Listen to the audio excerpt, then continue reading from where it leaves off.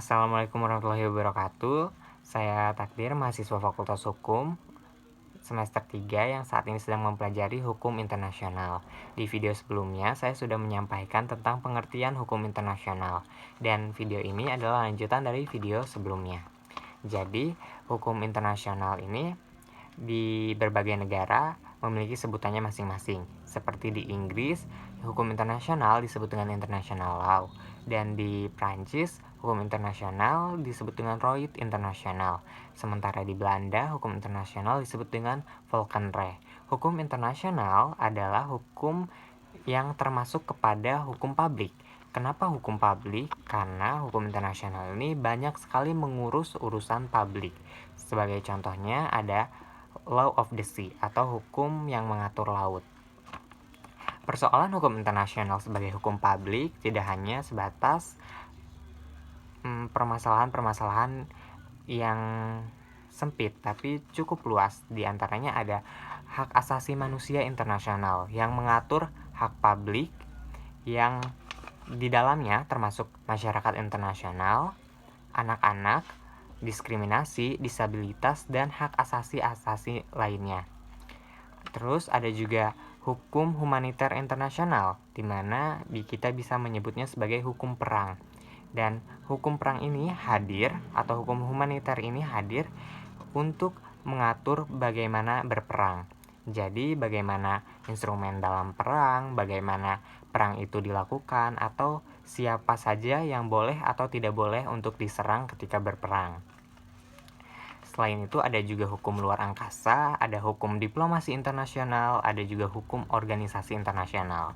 Nah, hukum publik internasional hukum publik internasional atau hukum internasional yang termasuk pada hukum publik ini menurut Prof. Dr. Mukhtar Kusumaatmadja dalam buku yang dikutip oleh Prof. Riani adalah keseluruhan kaidah-kaidah dan asas-asas hukum yang mengatur hubungan atau persoalan yang melintasi batas-batas negara, hubungan internasional yang bukan bersifat perdata. Jadi menurut Prof. Dr. Mukhtar Kusumaatmadja, hukum internasional ini termasuk kepada hukum publik yang bukan mengatur persoalan perdata. Tapi istilah hukum internasional yang cukup dikenal di kalangan luas itu ada hukum bangsa-bangsa, hukum antar negara, hukum transnasional, dan hukum internasional publik. Yang banyak dikenal dalam istilah hukum internasional itu adalah international law atau public international law. Di sisi lain, hukum bangsa-bangsa saat ini sudah tidak lagi relevan karena hukum bangsa-bangsa itu objeknya adalah negara. Sementara untuk saat ini hukum internasional itu tidak hanya berhubungan dengan negara, akan tetapi mencakup hubungan individu, perusahaan, dan hubungan-hubungan lainnya, sehingga istilah hukum internasional yang disebut dengan hukum bangsa-bangsa saat ini tidak lagi relevan.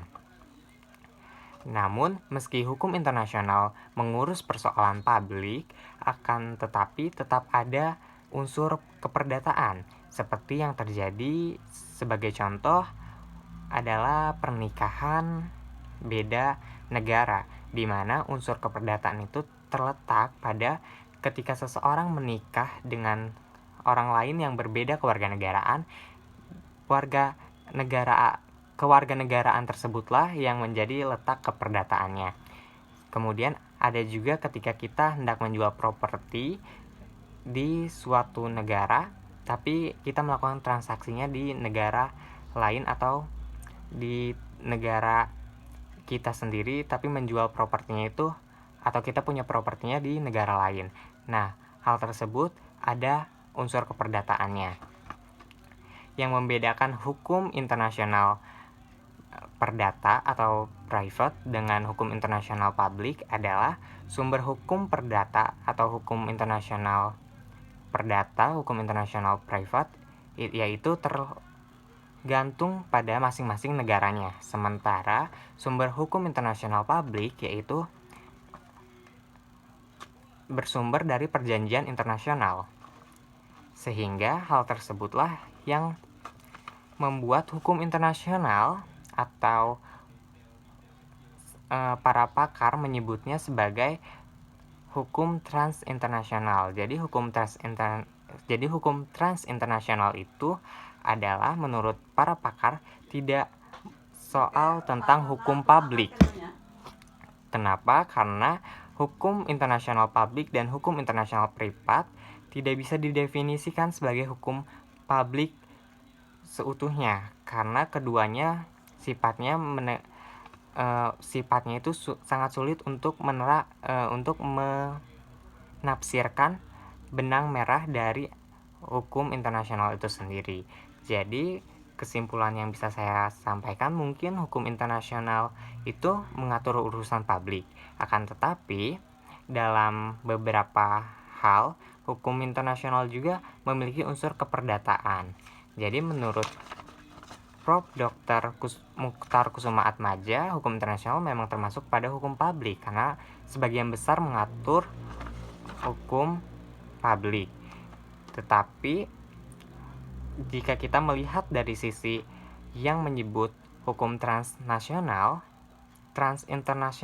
yaitu hukum internasional itu tidak selalu hukum publik, tapi termasuk juga ada unsur keperdataannya.